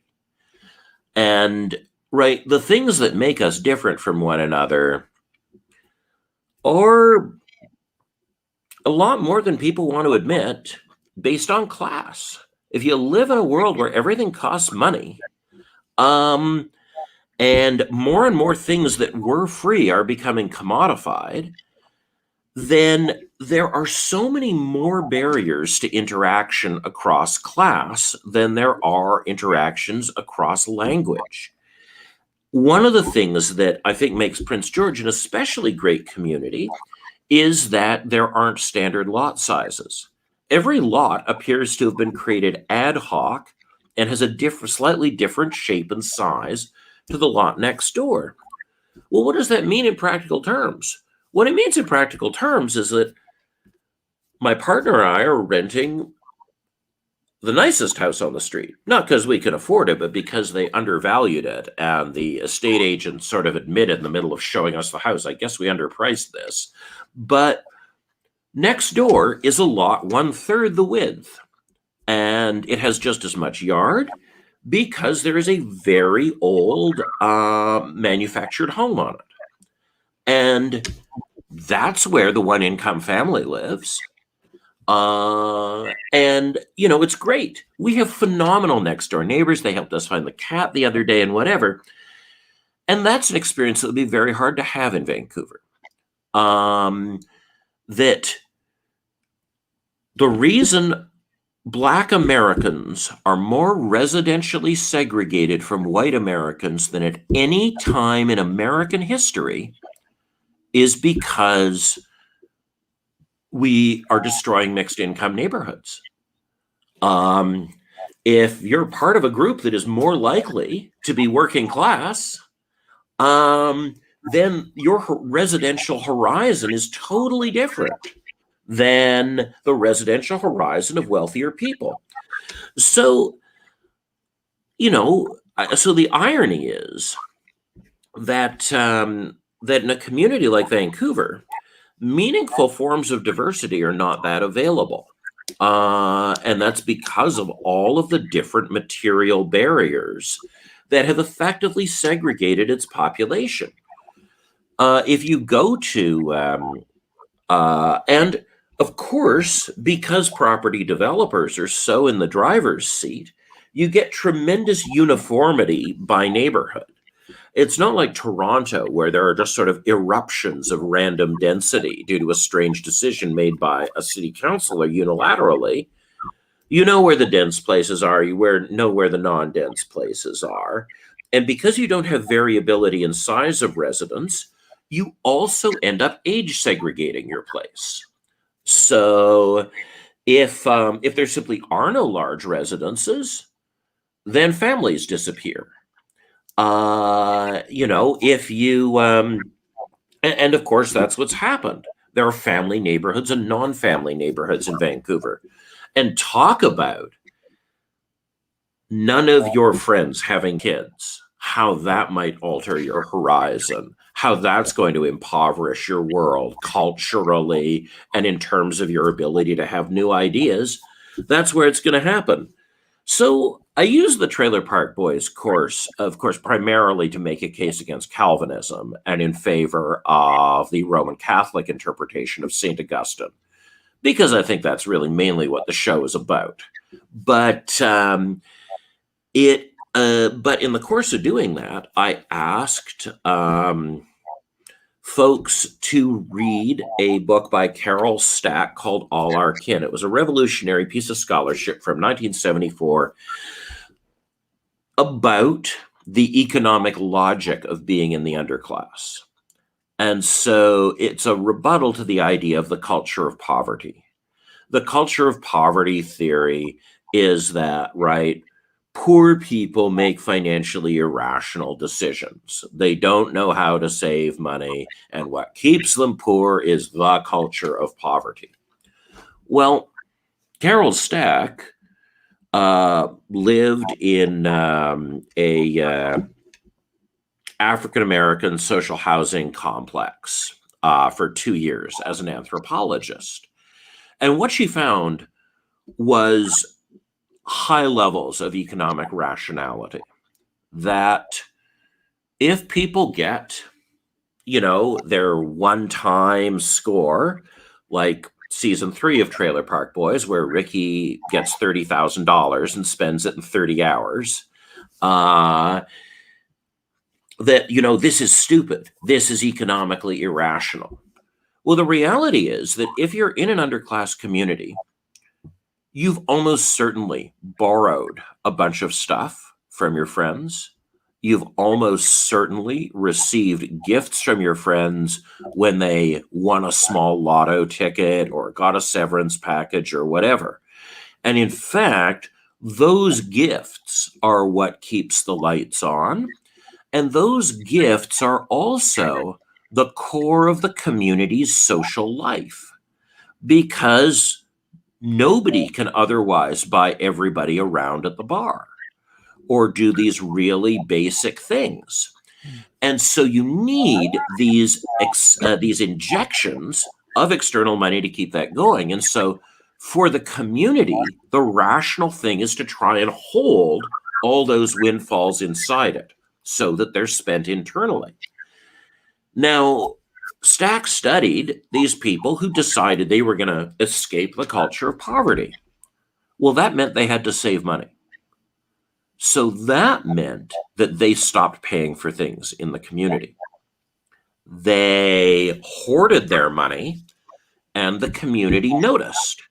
And so they became more and more socially isolated from other members. And then they left. And the problem is, right, there are certain stories where we only tell stories of success or failure. So when you tell stories about assimilation, you're never the story, Nathan, right?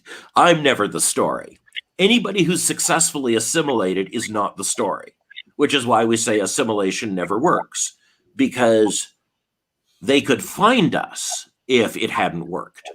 Well, the same is true about people who escape their class, right? We only tell the success stories. We never tell the story of what happened to these folks in Carol's book, because they went to town, they moved out, they went to a higher rent place, and one of them lost their job. And the female member of the couple had never really been working because she had a bunch of childcare she was doing, so her income was tiny. And once they were on social assistance, they had no choice but to move back home. And there was this sense of so the community helped them and reconciled with them, but there was a sense that these people had taken out of the system irreplaceable resources, and it was going to take a while for people to forgive them.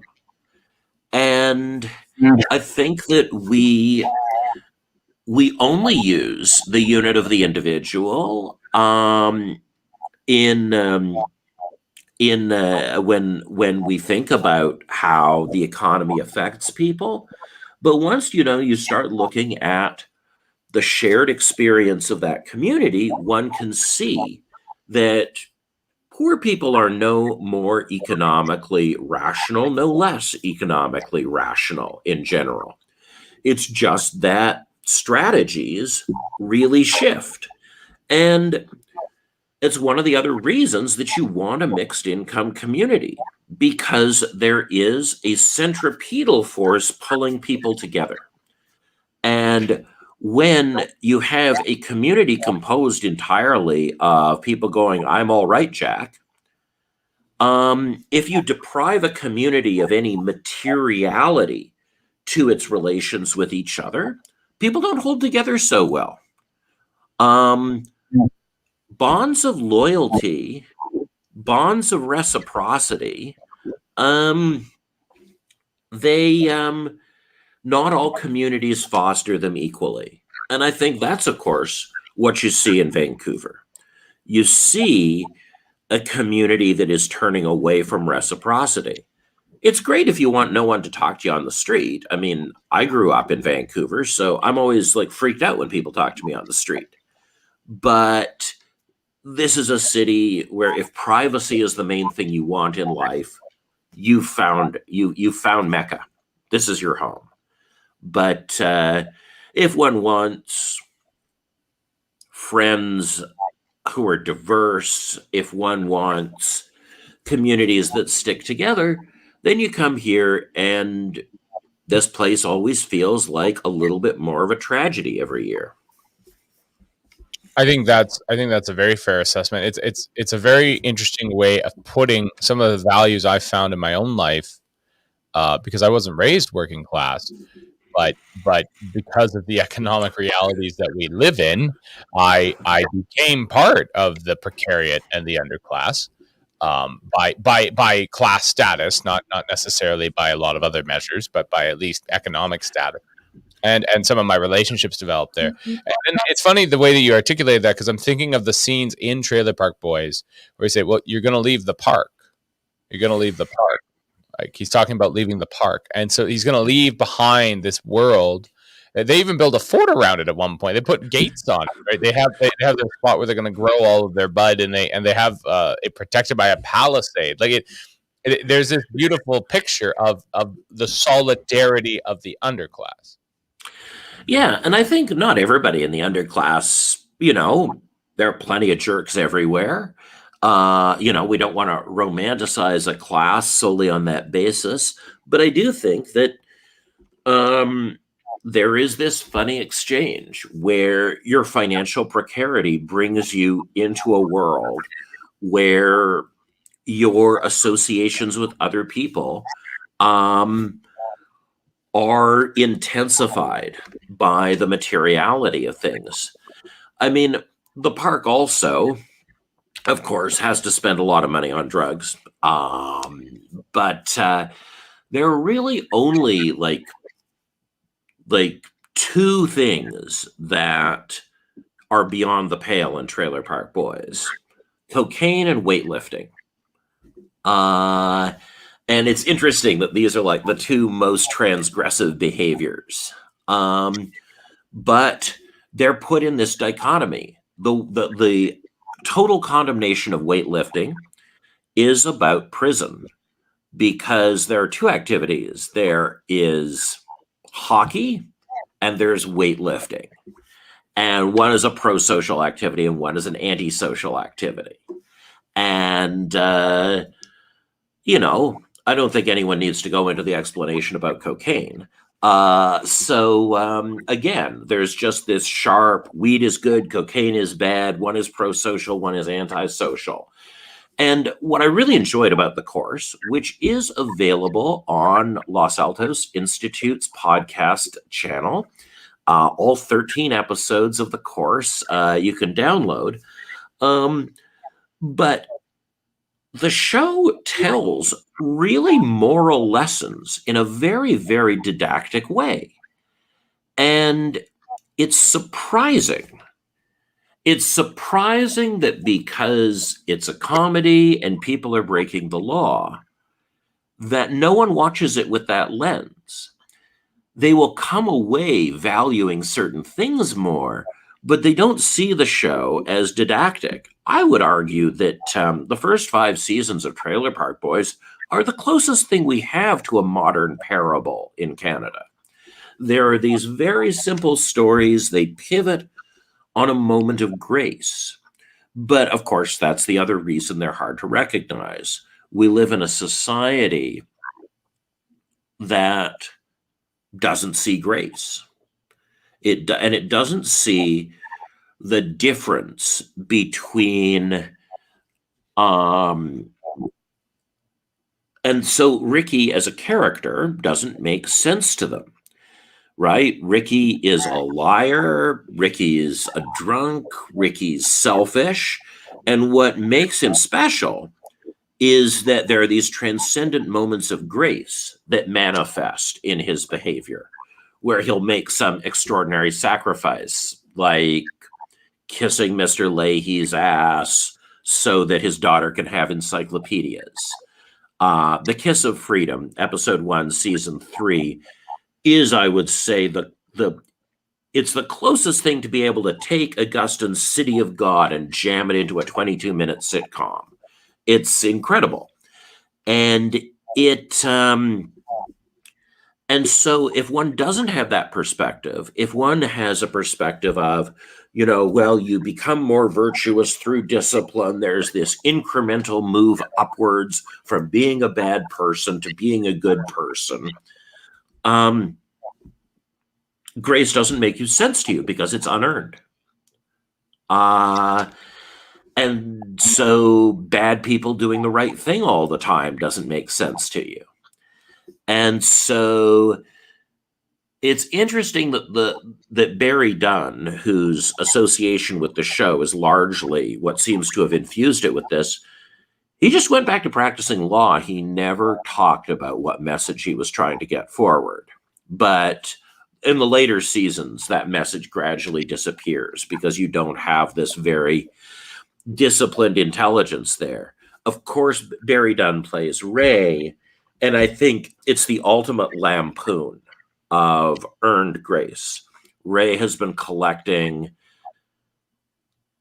disability pension for a disability he doesn't have for 18 years. So he's been committing insurance fraud for 18 years.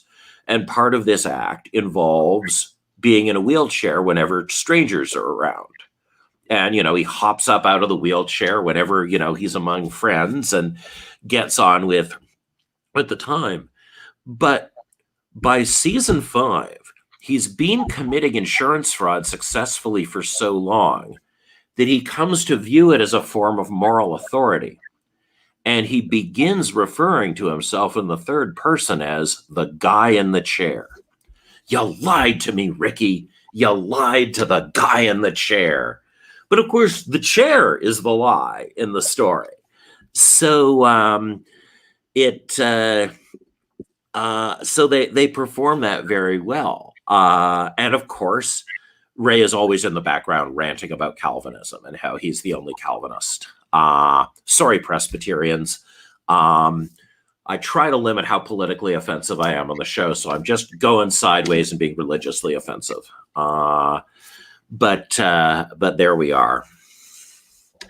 I think it's a good place to close out, though, because it is true, isn't it? All we have is each other, and who of us, when we actually look over our lives and see the provision and providence that have been in it, can really say that we earned that.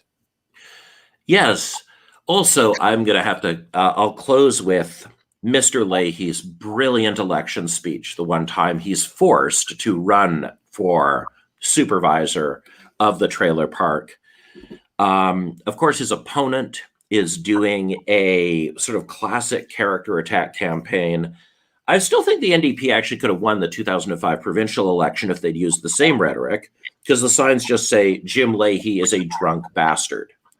I think the NDP, Carol James could be premier if she just run on the slogan, Gordon Campbell is a drunk bastard. But in any case, Jim Leahy has to get up and defend himself.